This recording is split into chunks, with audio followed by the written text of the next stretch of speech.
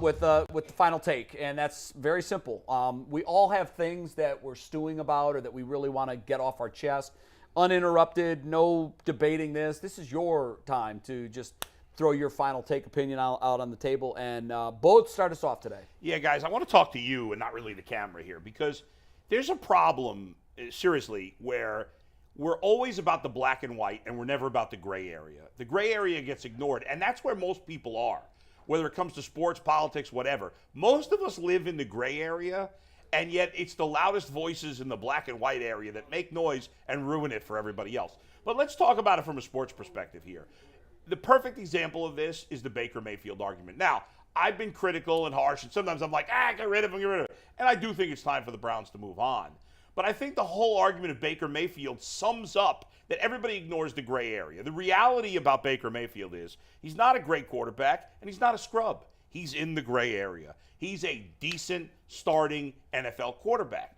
And because Browns fans have not had a quarterback even in the gray area for 30 years, a lot of fans think he's in beyond the gray area. He's better than that. He's really good.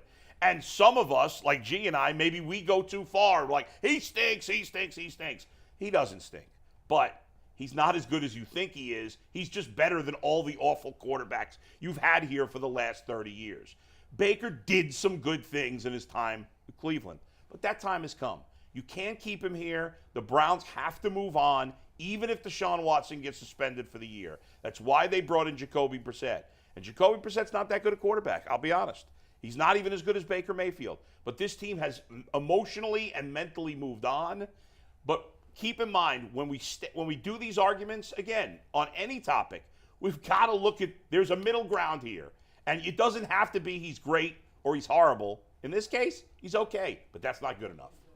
I totally agree. And we have, I don't know if I'm allowed to comment on your final thought. Sure you are. No, we Great. all do. I think you're right. There's 10 freaks online complaining about getting rid of Baker. There's 10 people online saying he's the worst person on earth, but they're the loudest people. And then there's so many people in between who are just like, is it almost the season yet? Yeah. Like, the fact that we are so engaged in this, I think we get an unrealistic perception of how many people care. And that goes like that with everything. You're right, squeaky wheel gets the grease, and a lot of people are squeaking online right now. The fringe, that's why I think radical anything is bad. I don't care if it's left or right politically, or if you drive your nail in the ground saying he's terrible or he's the second coming of Bernie. Like, those are both, that's hyperbole in both cases. People hate things you can't label. Like, put a clean label. They want to be able to say the worst, the best. Right. I think sometimes it's okay to be okay. Points, are you okay with this? Because I think this is true on just about everything. Somewhere in the middle lies the truth. Yeah. In most cases, In all cases, true. I think. Yeah. G. Bush, what do you got? Well, sometimes in the media, what we do, we talk in hyperbole and we talk about scenarios and theories and, things about why stuff happens and what goes into decisions on the field. Sometimes we talk about it in terms of Baker Mayfield, Deshaun Watson, or whether the case is LeBron James, Kobe Bryant, or Michael Jordan. But the reality of it is this. The media has no point. The media has no bearing on what you do on the field. That's the great thing about sports, right? Sports is about what happens between the white lines. It doesn't matter what religion you are, because guess what? You can't even pray to your God for a win. It doesn't matter what color you are, because guess what? You still can take an L. All of that stuff in the tertiary economics, whether you're married, all of that is out the window, because it only matters what you do with your teammates, how you go about winning a game, and how you go about investing and trying to get better every single day. Everything we talk about is media narrative and this and that, and the media the media writes stories. They are guests in the world of sports. What really matters is you, your teammates, in the locker room and on the field. And at the end of the day, you got to live with the results. And that has nothing to do with what someone wrote. Very good. Strong. Yeah. Tune out the noise. When Baker Mayfield, I did get to a tipping point with Baker where I actually said, I'm not sure he's the guy, because after 2 seasons ago, I thought he was. What put me more into the camp of we've got to make a move. Now, I just think the way they did it was terrible, and now we're in quarterback purgatory again. We don't know where we are. But I was more leaning towards getting rid of him because I figured he has 2 traits that a quarterback can't have: rabbit ears and thin skin. Yeah, You got to dangerous. tune out. Well, who cares what we're saying? Right. Who cares what newspaper reporters Doesn't are matter. writing? You're accountable to the 52 other guys in the locker room. Mm-hmm. Go do your thing, ball out, and we'll write and say good things about you. But don't start chirping back, because the power of the pen is undefeated. They get the last word And every he wouldn't time. He wouldn't talk to the media after a win. That He didn't play that well. That was a bad Yeah, look. that's not a good That was look. really bad. Mike, what do you got? I kind of addressed this earlier a little bit, but I think it deserves to have a little more depth into it. This is for mom and dad, all moms and dads, really, and that is, we hear you. We know you're having tech issues. We get the text messages. We totally understand. We get them all day. We get them at work. Something's wrong, and I'm sorry that your Echo Dot can't connect to your Bluetooth speaker. I can help you fix it, but it's going to take a minute. I can't do it right now. I'm sorry that your DVR is full and you don't know how to take it all out of there at once, and you don't want to do it individually. But I'm not coming over right now. I'm sorry that you somehow hit a setting on your Ring doorbell where everyone outside on the street can hear everything that you're saying in your living room. That really happened. That really happened, by the way.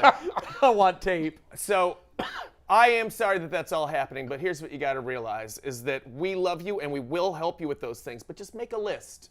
Make like one list until you get 10 things in order rather than doing this individually. We understand. And then we'll come over there.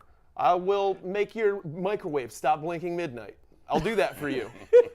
We'll have a nice bottle of wine. It'll be like a nice visit. But it's the important thing is not to do these individually. Make a long list of these things, and then I'll come over there, I'll fix your printer, I'll do everything you want to do, and I'm speaking on behalf of most people whose parents are bugging them with this stuff all the time. Just ask us, but make that list. That's all I ask. That's a fair ask. Yeah. great. Let's call it Tech Tuesday, where every Yeah. Tuesday you go to mom and pops and you say, what have you got for me today? Yeah.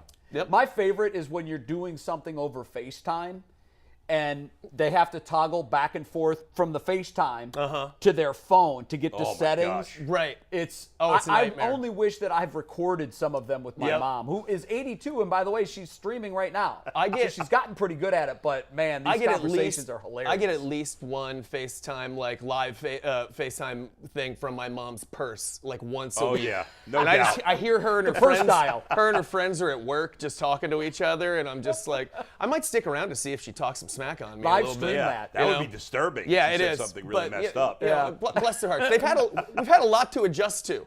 Think about that. I mean, Yeah, a in lot's happened fairness. in their later years. Oh, Yeah. yeah. And it's easier for us to handle it because we're younger. Not and a we can lot handle for me, change. frankly. No, Not a we're, hell of a we're, lot. we're on the fringe, but like I look at my kids and Right. like I'm pretty sure they can write code. Yeah. I don't know where they learned They're it. in but- the meta, in their Yeah, brains they right really now. are. My son is not even 9 years old, knows way more about technology than I do. Yeah. Not even close. But you're not ashamed of that. You're not mad. No, You're like, yeah, fix I'm impressed everything. with him. Fix Yeah. everything. Yeah. That's great. Yeah, I'm sure you're already saying, Yeah.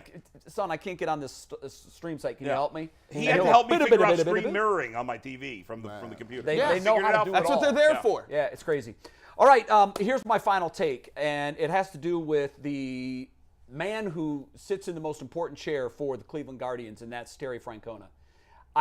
I know that we love Tito. I just don't think that we are appreciating what we have in the moment. One day the Patriots are going to wake up and they're going to go, wow, Bill's not our coach anymore. And then they're going to have to find out how tough it is to be on the other side.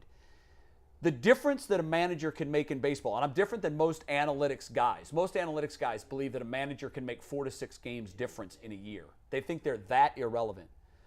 That's why I think Terry Francona is the best, most impactful manager in baseball. Look at what he's been able to do with what management has given him. This team's always at least 500. This team's always in the playoff discussion. Even last year when they finished below 500, which for Terry is like as odd as a full solar eclipse. It doesn't happen very often. You can give him a group of players, and the group of players that he inherited this year, most experts agreed they're going to be bottom feeders in the division. They might finish last. I heard some people pick them last. And here they are, and I know it's a small sample size, but we're a month into the season. They just took 2 of 3 from a very good Toronto team, and last night's win in Chicago is going to set the tone for the rest of this year. That team, if it wasn't already together, is together now. They came back, guys, from an 8-2 deficit in the 9th inning. That doesn't happen in baseball. At one point, they had a 99.7% chance of losing. They won the game. Grand slam, nailer, 3-run homer, nailer. We talked about it to start the show. They're getting contributions from guys named Miller and Kwan and Rosario that we weren't really counting on. And that's all because of Terry Francona. He gets the most out of everybody in his dugout. I think back to the 2007 season when the Indians were playing the Red Sox in the ALCS. My dad was dying of cancer.